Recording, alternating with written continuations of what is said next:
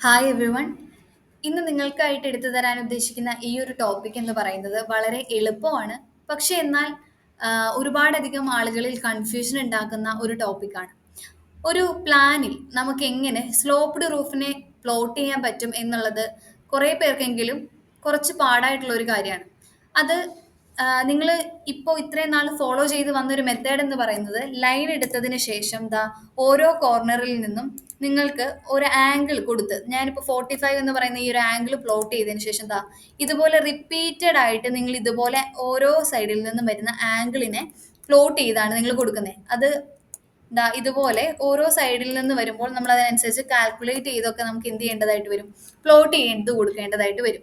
ഇങ്ങനെ പ്ലോട്ട് ചെയ്യപ്പെടുമ്പോൾ നമുക്ക് എന്താ സംഭവിക്കുന്നതെന്ന് വെച്ച് കഴിഞ്ഞാൽ കുറച്ചധികം പേർക്കെങ്കിലും അതിൽ കൺഫ്യൂഷൻ ഉണ്ടാവും. ഏത് സൈഡിലോട്ട് കൊടുക്കണം, എങ്ങനെ ഇതിനെ കണക്ട് ചെയ്യണം എന്നൊക്കെ ഉള്ളത്.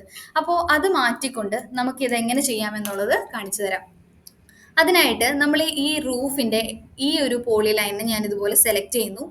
റൈറ്റ് ബട്ടൺ ക്ലിക്ക് ചെയ്തതിന് ശേഷം ഇവിടെ ഐസൊലേറ്റ് എന്ന് പറയുന്ന ഓപ്ഷൻ കണ്ടോ, ഇതിൽ ഐസൊലേറ്റ് ഒബ്ജക്റ്റ് എന്ന് പറയുന്ന ഈ ഒരു ഓപ്ഷന് ഞാൻ പിക്ക് ചെയ്ത് കൊടുത്തു. അന്നേരം സംഭവിച്ചത് എന്താണെന്ന് കണ്ടോ, ബാക്കിയുള്ളതെല്ലാം എന്തായി, ഹൈഡ് ആയിപ്പോയി. ഇത് മാത്രമാണ് ഇവിടെ നിലനിൽക്കുന്നത്.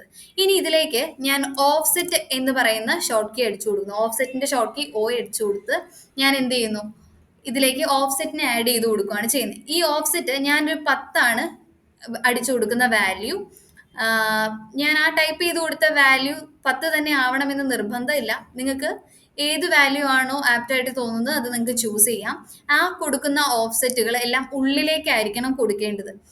ഇതുപോലെ കണ്ടിന്യൂസ് ആയിട്ട് നമുക്ക് കൊടുക്കണം എന്നുണ്ടെങ്കിൽ നമ്മൾ എങ്ങനെ ചെയ്യണം, മൾട്ടിപ്പിൾ എന്ന് പറയുന്ന ഈ ഒരു ഷോർട്ട് കീ യൂസ് ചെയ്യുക. എം എന്ന് പറയുന്ന ഷോർട്ട് കീ യൂസ് ചെയ്തതിന് ശേഷം ഉള്ളിലോട്ട് ഇതുപോലെ കണ്ടിന്യൂസ് ആയിട്ട് എന്ത് ചെയ്ത് കൊടുക്കുക, ഇതുപോലെ നിങ്ങൾക്ക് പോളി ലൈൻസിന് ഉള്ളിലോട്ട് നിങ്ങൾക്ക് കൊണ്ടുവരാനായിട്ട് പറ്റും.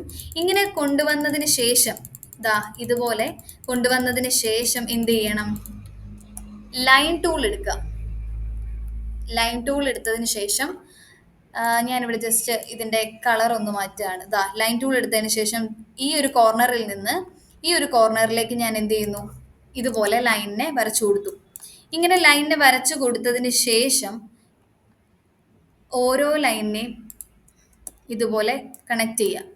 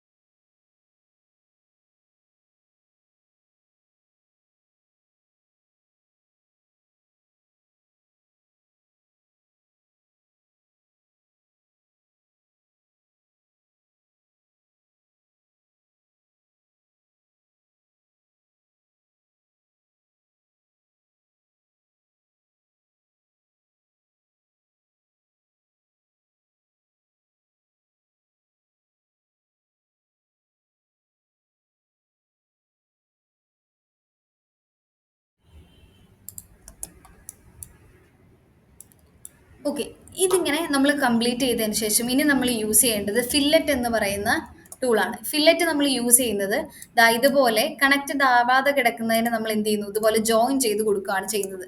അത് എല്ലാ സ്ഥലങ്ങളിലും നമ്മൾ എന്ത് ചെയ്യുക, റിപ്പീറ്റ് ചെയ്ത് കൊടുക്കുക. ഇതുപോലെ എല്ലാ സ്ഥലവും നമ്മൾ ജോയിൻ ചെയ്ത് കൊടുക്കുക.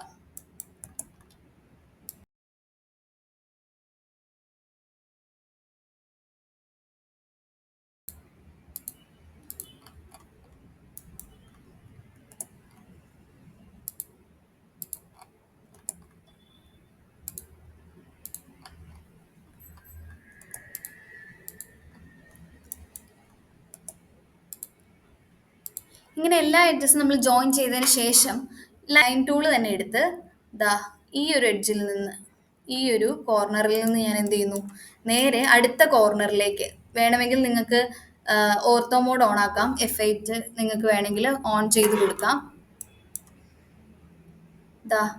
ഇതുപോലെ നിങ്ങൾക്ക് ഇതിനെ കണക്ട് ചെയ്ത് കിട്ടും.